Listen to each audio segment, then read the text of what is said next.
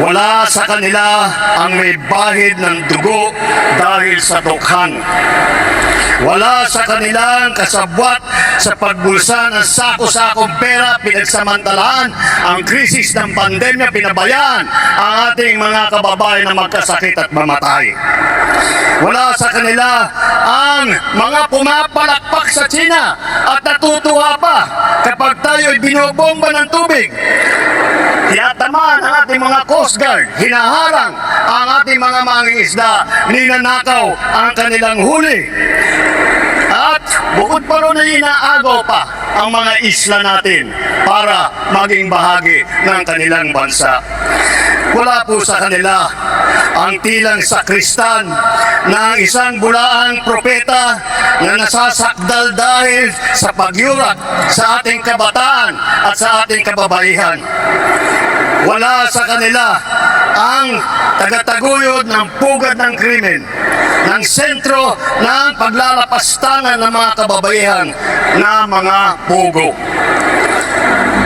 Tayo ngayon ay nasa sangandahan ng ating paglalakbay bilang isang malayang bansa. Hindi dahil sinasabi nyo po yan, matuwid na po kayo. Nakikita po kasi ng tao kung ano po yung achievements ninyo, kung ano po yung ginagawa ninyo. Ang tanong nga, nasaan na nga po yung magiging 20 ang kilo ng bigas? Nasaan na po yun, Mr. President? Bakit tila yata naglahong bula yung nasaan na? Tapos yung hamon ni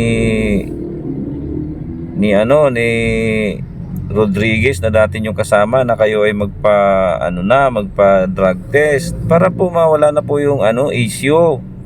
Tapos na po ang problema.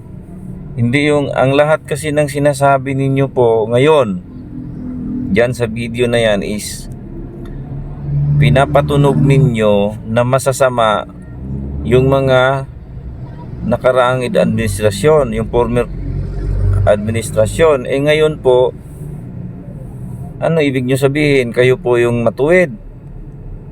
Hindi naman po kami ganun kadali maniwala po, Mr. President. Kasi po ang mga Pilipino po ay nag-iisip na. Sabi nga po ng ilang mga comment yan, hindi na po kami magpabudol. Nabudol na nga Anong klaseng administrasyon ito? Parang walang utang na loob.